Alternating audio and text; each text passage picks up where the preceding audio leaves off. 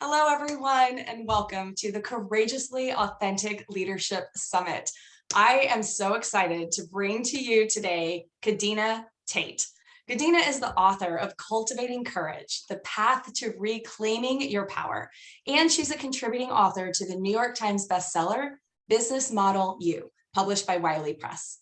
In addition to writing books, though, Kadena also works as a revenue strategist for authors, coaches, and speakers who want to create pleasurable and profitable movements, masterminds, and membership programs. Now, just so you know, Kadena and I met when we were both attending a 3-day event virtually. So for those of you who say, oh, you can't meet new people when you're in virtual setting, not true. So we just connected in chat and we started talking, and her courageous authenticity and her ability to lead just shone through. So I'm so excited to turn this over to Kadena.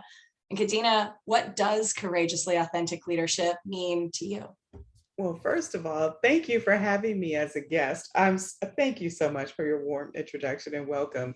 It's really funny when you sent me this question, I burst out laughing, right? And I said, okay, so I grew up as a military dependent. My father was 4 years in the Marine, 30 years in the Air Force, and then I myself was active duty Air Force. So what I used to think was that leadership was about taking charge, right? Giving orders. You do what I tell you to do when I tell you to do it, and don't ask me any questions. And I also believe that as a business person, meaning an employee for a business, because I was in corporate America for 25 years, I thought good leaders, you empower your team members and you allow them to take the lead while you stand in the background. And then I became an entrepreneur. And entrepreneurship, I tell everybody, is the greatest personal development course in the world. And so what I discovered was that courageously authentic leadership is really not about you having all the answers, not about you knowing everything about everything, not about you telling people what to do and when you do it, but it's about being true to yourself and your values. And that was like a shock to me. And I just have to say that I think that, we live in a society that really focuses on hard skills, but it's the soft skills and it's the listening and the compassion and the empathy and the really paying close attention to what's being spoken in between the lines that will help you to propel not only yourself forward and your team members forward, but your brand forward. So, yeah. 100%. And as you know, the name of my company is Lead Outside the Lines. Yes. And it is exactly what you just said. It's between the lines, all those nuances that people don't say. Can you see beyond what they're trying to portray into who they really are? And the same with you. Can you see beyond your mask of what you are trying to portray and really get to the heart of who you are? But why do you think that it's so hard for us to just be in those soft skills and recognize how valuable they really are? And maybe they're inner skills, right? Soft and hard might imply that there's one that's strong and one that's not. And those inner skills are actually stronger. But why do you think it's so hard for us to be in that? Well, I'm going to take a step outside the line to answer that question and say to you, for me, I feel like the obstacle was I was having this inner conversation around race, sex, and gender to prove my own humanity and worth, an inner conversation. So that led me into carrying along these constant companions called people pleasing, perfectionism, and proving. And so that, if you think about it, stops you from the ability to relate to other people. And if you, like in my particular case, I was studying so hard to make sure that I knew everything that I wasn't relating well to people. Do you know? And it kind of, I remember this lady said to me, well, I mean, I'm not as smart as you. And I was like, girl, I read books, like I take classes, right? So I realized that this behavior, these stories that I was telling myself created a disconnect like in my branding and my marketing and my sales, and then just connecting with people. So I would say that it's the stories culturally that we tell, that like real leadership, it's like that go big or go home, or no pain, no gain. It's like all this stuff is the way that we have traditionally defined leadership has been political leadership, right? military leadership, or you have educational leadership where the teacher is, the expert. So we have been socialized that your confirmation, you're to look outside of ourselves for confirmation, validation, affirmation of our own worth. I feel that that's the block for everybody, whether they realize it or not. It's some outer story that's informing now how you see yourself and how you are showing up. Yeah. Yeah, absolutely. And I think exactly what you just shared is people are looking outside of themselves, Yeah. right? And they get to a point in their life where they're like, I'm living someone else's life. This is not what I actually want, but I've Correct. done all the right things. Yeah. So what's going on? Yeah. Right. And so for you, you said becoming an entrepreneur kind of woke you up to this real notion of Yeah. leadership comes from within. Yes. What did Yeah. you discover about yourself that you would want to share with others in that journey? Well, what happened to me, the way that I found out, I'll tell you that story so that it'll tie into the discovery so that it makes sense. Yeah. But I was at a corporation talking about leadership, and I just casually, we were talking about the obstacles and how life can knock you down really hard, but what's important is that you get back up. And I quoted that point Invictus. And this man in the audience raised his hand and asked me, how did it make you feel to go through bankruptcy and foreclosure? Well, nobody has ever asked me how I felt about anything. I was so caught off guard. I burst into tears. And I'm not talking about that. I'm talking the ugly cry girl. Okay. Like it was ugly. I could not stop crying. And I Yeah. kept putting my hand out because I went into this. I mean, it was just like, oh my God. And there was just this moment, where they're like, it's okay. People are passing me tissue. And I put my hand up and I was like, let me catch my breath. I'm going to answer your question though, but I got to catch my breath. Because Yeah. I was so, it felt like somebody punched me in the chest and I couldn't breathe, but all I could do was weep. And then when I finally calmed down and I said, this is how I felt, there wasn't a dry eye in the room. And that's when I realized that being a good human, so to speak, and this is the best way that I can say it, is about authenticity, transparency, and vulnerability. And that's when I realized that my true superpower was what they consider a soft skill, which is connection. So it's connecting eye to eye, heart to heart, soul to soul. And to me, it was like, I don't, maybe I would have learned that had it happened another way, but I think I had to go through that very challenging situation. Do you know what I mean? Because by doing that, the people in the audience said, you've inspired me, to relax and to show the real me at work. And then of course I had a contract with that company. And I found out that by me showing up as me, right? Mhm. They then were inspired to show up as themselves, and that organization then had people who were more productive.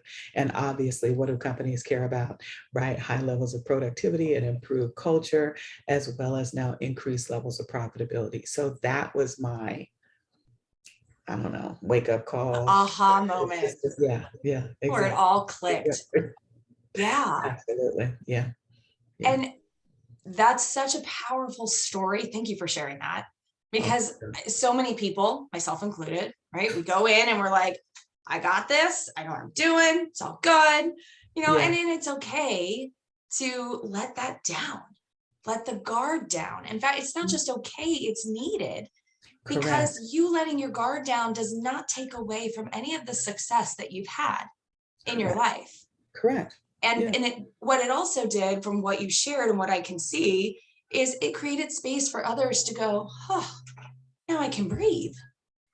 Well, I'm going to blow your mind. I read this book by this lady. Unfortunately, she's passed on now, but her name was Marion Woodman, and she wrote this book called Coming Home to Myself. And in that book, she said, perfection rapes the soul. I remember reading that, and it was just like, wow, you know, And she also said in that same book that you have to be really careful because you who carry this energy of perfectionism, you actually instill that in other people, and then you make them feel insecure, unworthy, and not enough. I was so happy that I had actually read that before I gave that talk, even though I didn't know that I would learn that particular lesson, death by fire. I didn't realize that. But it was like in that moment of trying to catch my breath, Yeah. I saw the words on the page and I realized, oh, by me having it all together and you're so poised, he asked what he felt like was an innocent question, but it's the key to everything. How do you feel? How did you feel about it? I was like, how did I feel? And from being in the military, feelings, like, what do they say? Feelings are not facts. Right. That's not true. That's not true. Okay, But they're data points though. I still need to pay attention to that. yes, yes. So it's interesting, but what it did also was it gave me, like, I'll post sometimes on social media, give yourself permission to be yourself without guilt, shame, embarrassment, apology, explanation, or justification. And then when people meet me in person, they're like, oh my God, you're so arrogant. And I'm like, honey, I'm 57. If you think I'm about to live the rest of my days being concerned about what people think about me and how I'm living my life, you got another thing coming. So there's just this, and it's important for us to recognize that you're not for everybody, and everyone is not going to be aligned, right, with your values. And because I do come from a military background and I am highly principled, like I am, and that's just part of who I am. But it's not about me thinking that I'm better than other people. It's just, how you just, when I think there's this defining moment where you just say, these are my values. This is like my father would say, what are the 5 things you believe in? And then you draw a line in the sand and you don't cross over that, right? And that's something I thought when I was a child, like, that's crazy. But as an adult, it's gold, because it's the North Star for me, my own values. So Yes. courageously authentic leadership, or compassionate leadership, or just to me, it's always been there, but it was something that was kind of looked at through the lens kind of weakness. Do you Yeah. know what I mean? Because you weren't aggressive, because Right. it's not an aggressive form of leadership. It's more of a quiet form of leadership, right? Yeah. And anyway, that's Yeah. what, It's that quiet strength that yeah, just holds space yes, instead of creating chaos. Like, and sometimes correct. that's what it is. It's like strict chaos, and people have this tension. Yes, You can feel yes, their energy. yes, And that's something. So you brought up that energetic when I have to be perfect. Everything has to be perfect in my life. Whether or not you actually hold that for other people in your own mind, they feel it. correct. Oh yeah, They feel it. And even when you and I met through Zoom, it was an energetic connection. yeah, I saw something you put in the chat, or you saw something I put in the chat, and both of us were like, who's this person? And we start chatting. And it's that kind of a connection. You talked about that being one of your superpowers. I don't know if it was while we were recording or before, yeah, but connection being one of your superpowers. That's actually one of the 4 pillars in courageously authentic leadership, right? We start with clarity of vision, courage to really step into that vision of who you are and what you want, connection with yourself and others around you to create community, and then communication, being able to communicate it in a way that holds true to your values and makes space for others to be a part of it. yes. And so for you, can you go a little bit deeper into that connection piece? How has that played out in a positive way for you? Every personality assessment I've ever taken, they've all led down to me being a leader. This is just so interesting, right? So I think it was Strength Finder. My top strength was connection. And I laughed because I'm always thinking about how each person on planet Earth has a different part of the puzzle, of a collective larger puzzle. And so, when I was younger, it would be like I would always be thinking about, so take your house that you live in. Yes, we know there are people who built the house, but what about the people, who developed the land, right? Who cut down the trees and who laid the wiring for electricity? I'm thinking about those people. I'm thinking about the people who, you know, um, literally had the vision to cast the vision for the whole subdivision, or the city planners. Like, I'm always thinking about how things are connected and how people are connected to those things. And so when I say to people, it's really important that you keep. So I teach my clients two things. And at first, when I say it, it's kind of like this: more busy work. That's like the look, right? It always makes me laugh. Something else to do. Right. And then the people who do it are like, oh my gosh, I didn't see this. So thing number one is you get a notebook. And I get it that your phone is like the thing. There are some things you can't see if you don't write them down. This is just my personal belief. So I'm a pen and paper person. You get a 99-cent notebook from the store, and you basically write at the top of your pages kindergarten through fifth grade, right? And then it might be college, military, fraternities, sororities, the local vendors and suppliers, just all these different people. And on each page, you're writing down people that you know who fit those categories. And then what you do is you pick up the telephone, not email. You pick up the phone and you call 20 of these people a week. And when I call people, it's like really easy, right? So it's like, hey, Tina, how are you? Okay, I'm just checking in because it's a big world, lots going on. How have you been? Like, how's your mental health, your whatever? Like, I want to know how you're doing. The conversation might be 15, 20 minutes, but here's what's hilarious. I'm genuinely calling to see how you're doing because I care about how you're doing and how life is treating you. When someone says whatever's going on with them, right? I listen, I don't say anything. And then at the very end of the call, here's where notebook number two comes in. So, you know how you get the three-prong, this is where you get the three-prong notebook. And those the business card pages that you buy at Office Depot? Mhm. Business cards of different people that go in there. This is why your phone can't do this for you. You have to have physical business cards. So when you're meeting people, you ask them for two business cards and you put them in the business card folders. So I'm talking to you, and let's just say you say to me, my hairdresser made me so mad. I told her I wanted such and such. So at the end of the call, I'm going to whip out my notebook and I'm going to say, so you want a referral to a new hairdresser? And then I'm going to refer, I'm going to snap a picture of that card and send it to you, right? And then I'm going to follow up, and then I'm going to introduce the two of you. So what's going to happen is all these different people that I know, so those are the two books. At first, people are resistant because they're like, I got my phone and I can do a digital card.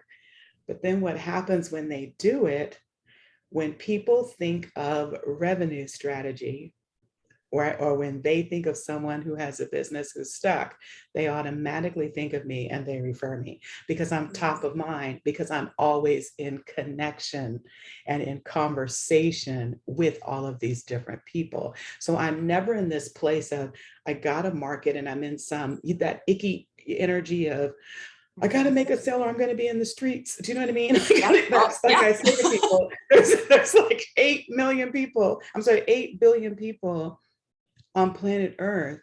There are people that need your help right now, but they don't know about you because you're being a little secret agent at the house, Right. So, Yes. does that make sense? So to me, connection starts with me. I'm connected to myself. I know who I am. I know what my values are. I know what I stand for. And then number two, I'm genuinely curious about other people and compassionate to other people's situations, right? Because you don't know where life will take you. I mean, you just don't know, right? And I think it's important that we check up on each other. And I also think that it's important that we connect one another to support that, whether it's mental, physical, emotional, financial, whatever it is, right? So I don't have to know everything, but I do know people who know the answer to people's questions. Does that make sense? So, from a leader, it moved me from a leader who felt like I had to know and have all the answers to, wait a minute, I have a network, I have a community, and this person knows the answer to that. And there's enough for everybody, and we can all live in a space of sufficiency. Yes. And I'm blown away, Kadena, by you, because the way that you explain things, it's just so natural. It's like, it's not manipulated. It's not like, we got to do this to do this. It's like, Okay, when you're connected to people and you're genuinely there for them, you don't They call can these handle it. people thinking they're going to refer me and I'm going to make money. You call them because you want to stay in connection with them. You want to see how they're doing. If there's a way that you can help elevate them, you want to do that. Yeah, And in turn, absolutely. that comes back to you. And it's not a tit for tat kind of thing. Right. And it's not even the same people oftentimes. That's what people don't realize. It may not even be that person. But here's what I can tell you that I'll tell you one very, very quick story of something that I didn't think was a big deal until somebody else pointed out to me.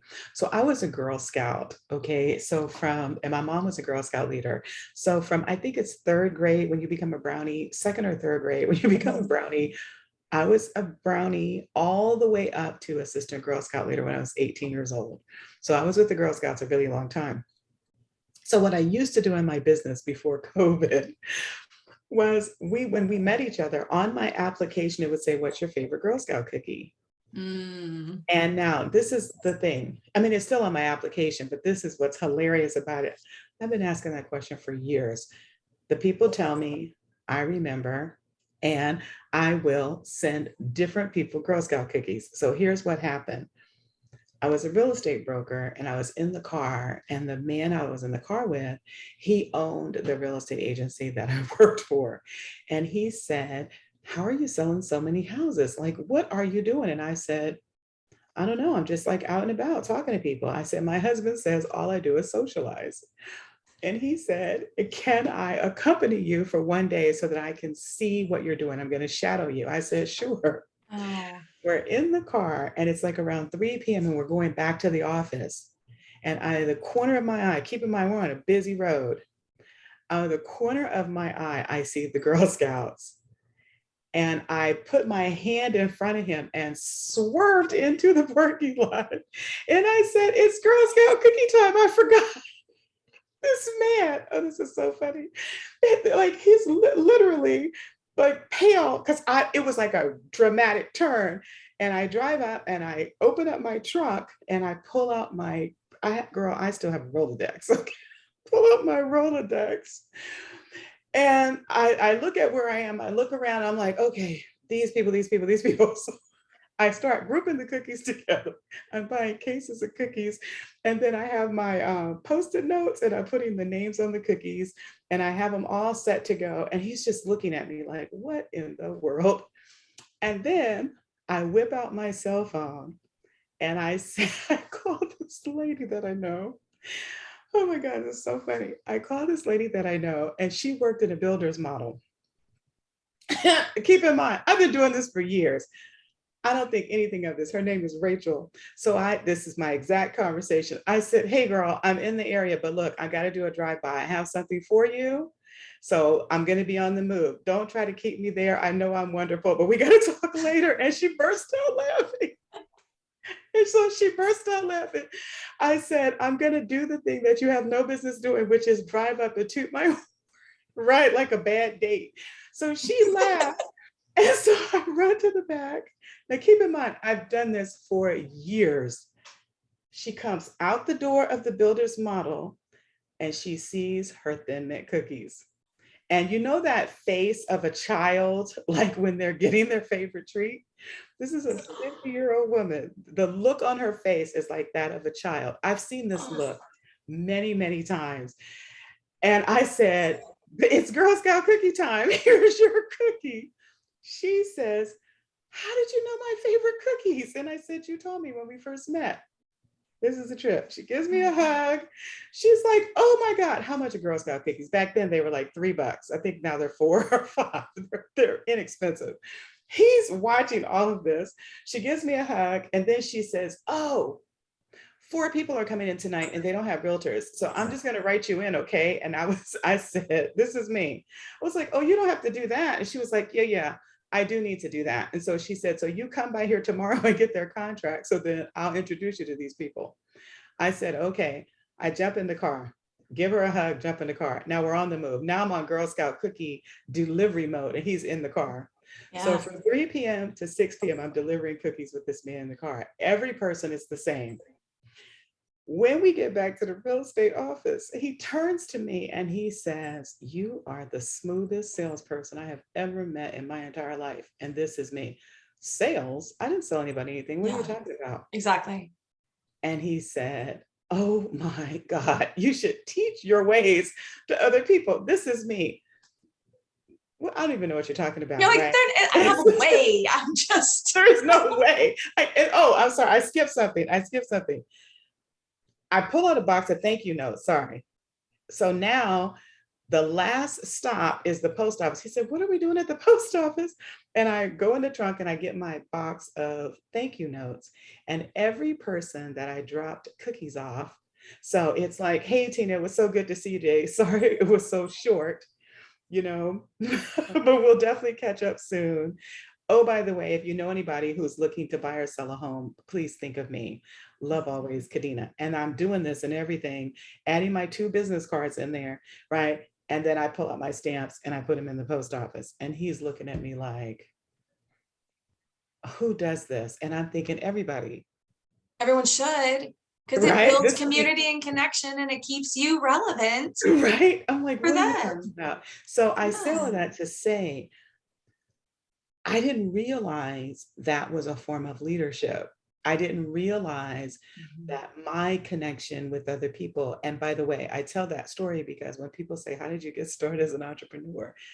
He's the person who said to me, "You should teach people how to market themselves." And I was like, "I don't know how to market." He was like, "You just did." Yeah, you were being, right? And Yes, I think that's the difference right there. yes, You're yes. like, this isn't a way, it's just, I'm just being, because you weren't Right. doing, right? And I think Correct. a lot of times we get into that, what am I supposed to do? Let me Yeah. check the box and do these things, and then I'll get what I'm after, Correct. instead of what And you that's just not how it demonstrated. works. Yeah. No, It's just just be. relationships. And that's Exactly. the thing, because when you care about people, it happens organically. So, of course, to him, "Oh, this is how you're selling all these houses." I didn't ask her to write me in on contracts, nor did I ask any builder rep, right? But here's the thing, if you're in my field of view and I have to pass you and we know each other, I'm gonna swing in. Now, I sold a lot of houses, right? I was very successful Yeah. in that particular endeavor. But the thing of it is, I had this thing about working hard. In other words, I wasn't working hard. All I was doing was what I just said, like, "Hey, boo, hey," it's very social. I was Yeah. very social. And so because I was social, I had all this guilt, like, "You're not working hard enough." And Mm. so I will just say that I think that for those people who are listening to this interview, when you really look at the core of who you are, you know, it's really about having conversations with people, being genuinely interested, having eye contact, listening very carefully, and then asking yourself, how can I be of support? And sometimes it's just holding the space sacred is being of support. It's not you doing, it's you holding the space for another person, right? To whether sometimes it's for them to fall forward, and sometimes it's just for them to unfold and blossom into the truth of who they are. And that might be messy, because it's not easy, especially as an entrepreneur, it's not easy, right? No, it's not easy when you're doing it well.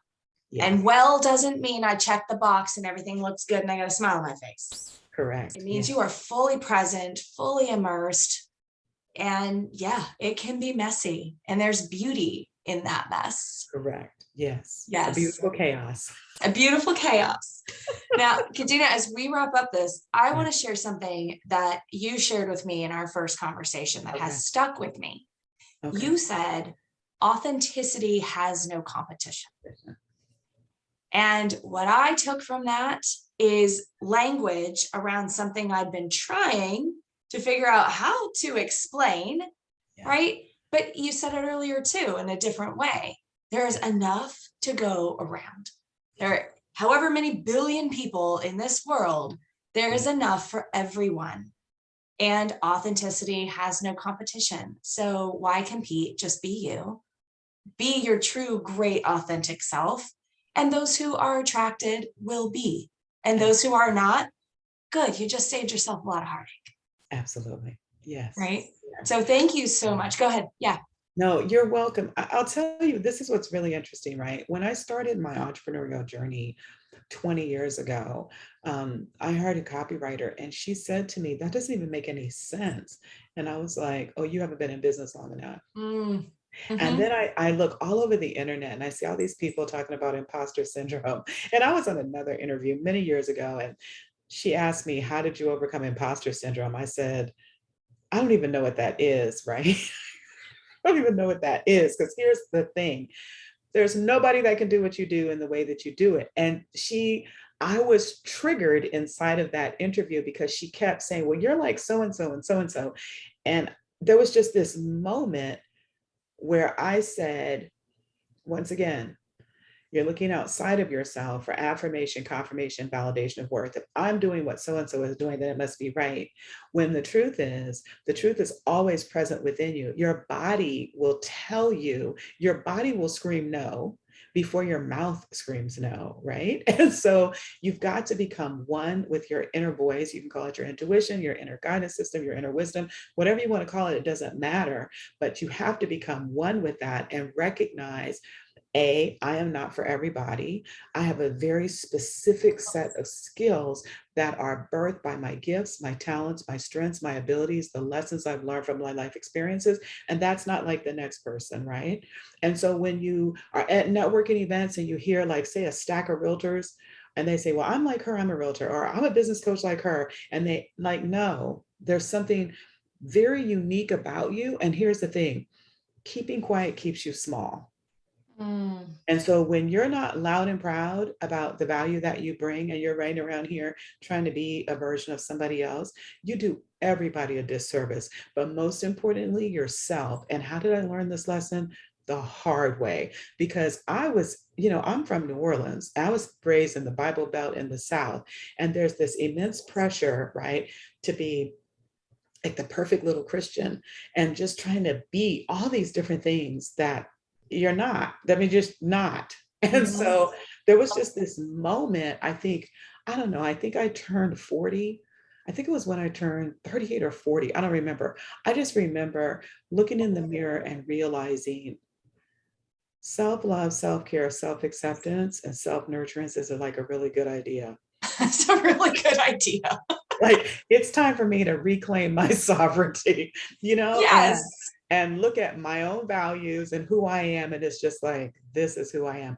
And that's also when my business started to change. And then I want to give voice to something that you said that I think a lot of people are scared of. I do want to say this before we close. A lot of people think that when you're a leader, that you're going to be revered and honored and praised.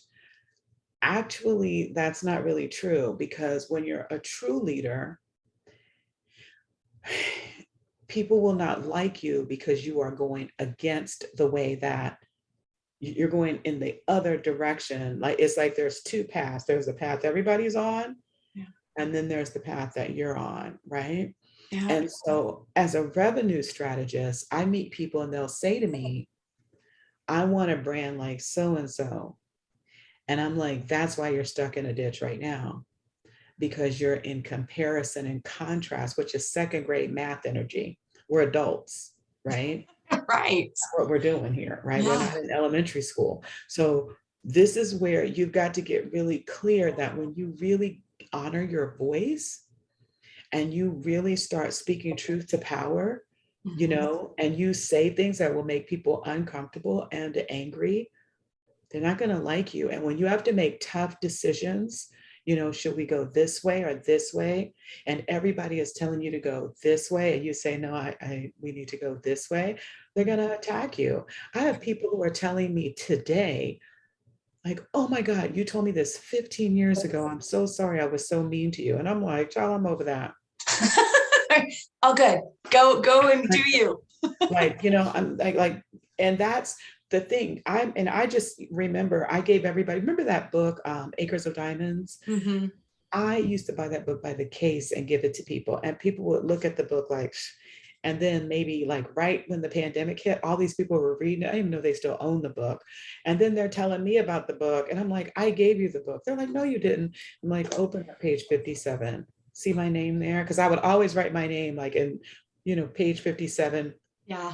And then they open it up and say, oh my God, I can't, because You're like, yes. like you were on your own stuff back then, right? But Yeah. people will attack you because you think differently and because you do things differently. And what I want people to know is that's a good thing. That is a good thing. That's a really Absolutely. good thing.